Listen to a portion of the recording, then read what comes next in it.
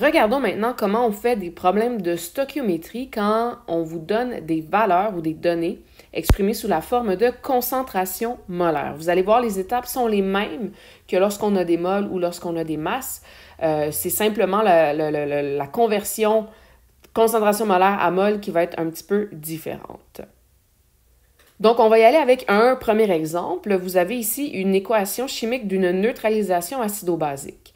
La question est la suivante. Si, à la fin de la réaction, on obtient 350 ml d'une solution de dinitrate de calcium concentrée à 2,3 mol par litre, alors quelle masse de HNO3 a-t-on fait réagir? Donc, même principe que d'habitude, on commence toujours par écrire notre équation chimique et par la balancer. Ici, elle a déjà été balancée pour vous, donc je vais juste la réécrire ici en bas. 2HNO3 plus CaOH2, donc on a notre base et notre acide, donne CaNO3,2, qui est notre sel, et 2H2O. Donc, l'équation, elle est déjà balancée. On va ensuite aller mettre sous les molécules correspondantes la bonne donnée qui est fournie dans le problème. Donc, mon 350 ml concentré à 2,3 mol par litre, c'est la concentration de mon sel ici, le CaNO3,2. Donc, je vais l'écrire 350 ml concentré à 2,3 mol par litre. Ça, c'est la première donnée qui m'est fournie dans mon problème. Maintenant, qu'est-ce que je cherche? Je cherche une masse de HNO3, donc je vais aller mettre un point d'interrogation sous la molécule pour laquelle je cherche une donnée. Encore une fois, je sais que j'ai ma base ici, je sais que dans les produits, j'ai le H2O, mais je ne vais pas me concentrer sur ces deux molécules. Pour faire mon calcul, je vais plutôt utiliser le HNO3 et le dinitrate de calcium. Donc, la deuxième étape, c'était de noter nos informations. C'est ce que j'ai fait ici, deuxième étape.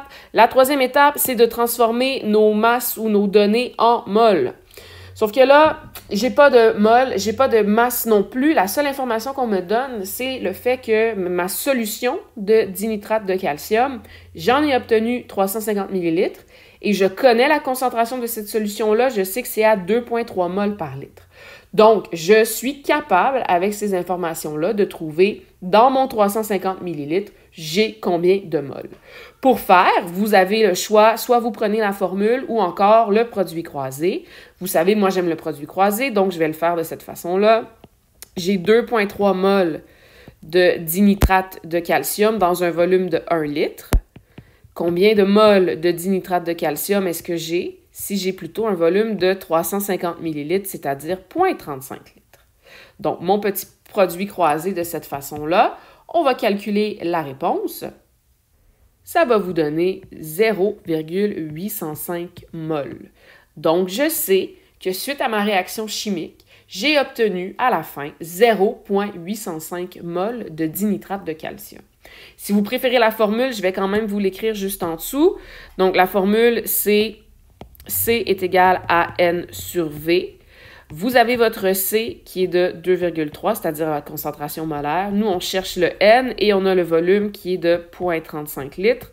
Donc, on a tout simplement à isoler notre N avec la formule et on va obtenir exactement la même réponse, soit 0,805 mol. Et là, je vous rappelle, ça, c'est le nombre de mol de CaNO3,2 ou dinitrate de calcium. On arrive à notre quatrième étape. La quatrième étape, c'est l'étape du rapport stoichiométrique ou du produit croisé, comme je l'appelle en classe. Donc, encore une fois, votre produit croisé se fait entre la molécule pour laquelle vous avez une donnée et la molécule pour laquelle vous cherchez une donnée. Donc, ça va se faire entre le CaNO3,2 et le 2HNO3. Donc, le rapport entre les deux, c'est un rapport 2 pour 1.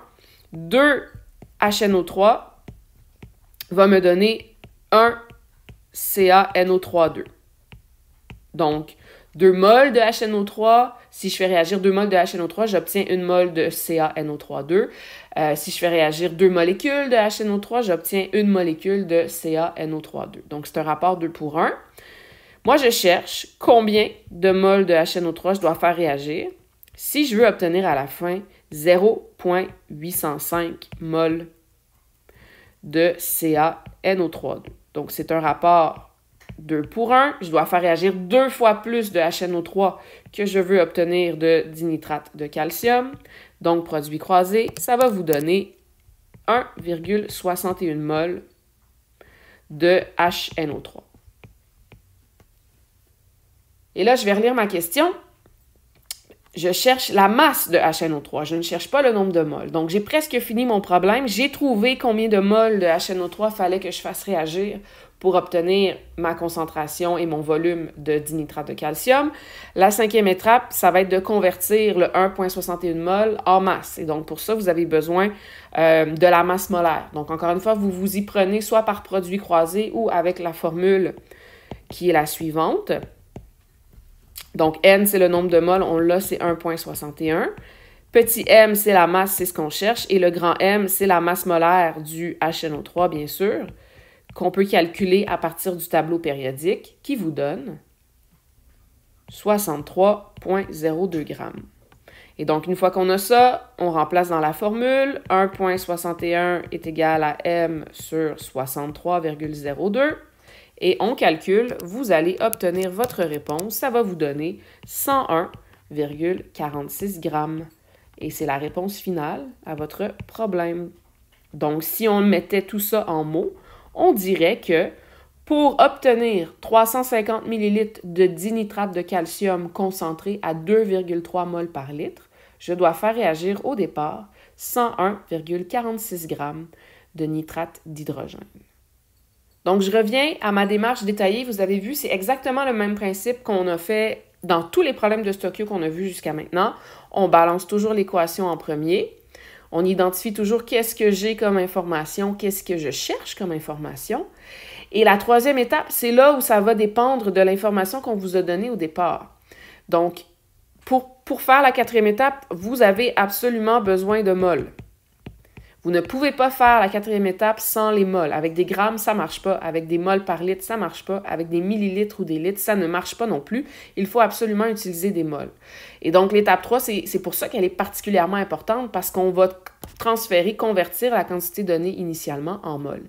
Et ce que je disais, selon ce qu'on vous a fourni au départ, c'est là où vous allez peut-être prendre une stratégie différente. Donc, si, au départ, votre donnée, elle est en grammes, si on vous donne des grammes, évidemment, vous devez mettre ça en mol en utilisant la formule